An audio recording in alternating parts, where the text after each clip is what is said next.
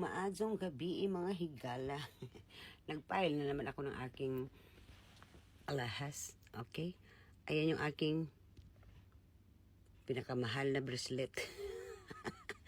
Puro diamond yan kasi. Napaligiran siya ng diamond. Ayan o. Ayan. Ayan.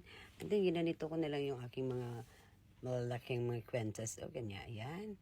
Twink. O twink. Ayan yung aking pangkugmo. Oo. Pang ano ko sa aking kulangot. Ayan. Ayan. Nakita nyo ba yan? Dalawa na yan. Ayan. And then, ayan. Oh, ayan. Ay. Oh, ayan. Ayan. And then, dito na naman sa kabila is ginanyan ko na naman. Ayan. Ang ating pinakamalaking. Ano? Ayan. Oh, pababa siya ng pababa. Ano, papunta na naman siya dyan? Ano, papunta na naman siya dyan? Okay. Eh, ginawa ko yan. Kasi ako nagkasikip-sikip, nagsikipan na sila doon sa aking bolt, kaya nagkalat-kalat na lang yung mga ano ko. Hindi ko alam kung saan ko ilalagay. Hindi na talaga magkasya sa aking bolt yan. Kaya, ito naman yung aking mga angklet. Angklet sa paa yan, sa mga sa paa. Huwag ka dyan, bibi. Ayaw, okay, bakit kagatin mo pa yan? Ako, malunok mo pa yan, ha? Ayan mga higala. Sandali lang, sandali. Doyte. Ayan. Ayan, ganyan ko na lang siya para mapakinabangan naman itong aking lalagyan ng ano. Ganyan.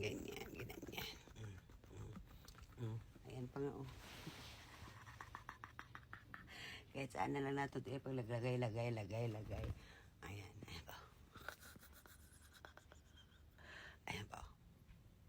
po. Ayan. Kaya, hima naman ang lula, walang ginagawa.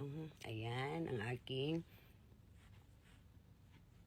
burst, ano ba yung tawag niyan? Bursets ba yan? Basta, kanya na yan. Ayan. Uy! Anak ko, pinaguhulog. Ang mga alas ni mami. Ayan, yung naguhulog lahat. Tinuwad. Pagka na lamang ng bataag yun, oy, ambot na lang. Hay, ako hirote. Sabi ko sa kanya, pulutin niya. Okay, mayang gabi kaninyong tanan mga higala. Thank you so much sa inyong pananood.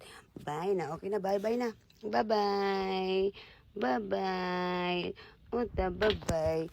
Hinulog mo ng ating mga angklet. Ano ba ka, baby? Oy, pinaguhulog ang ating angklet. Ano ba yan? Ngayon natin pulutin yan. Sige. Okay, bye na sa inyong lahat. Bye.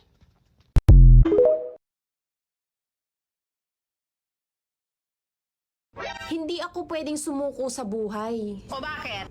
Kasi mawawala ng inspirasyon yung mga chismosa kong kapitbahay.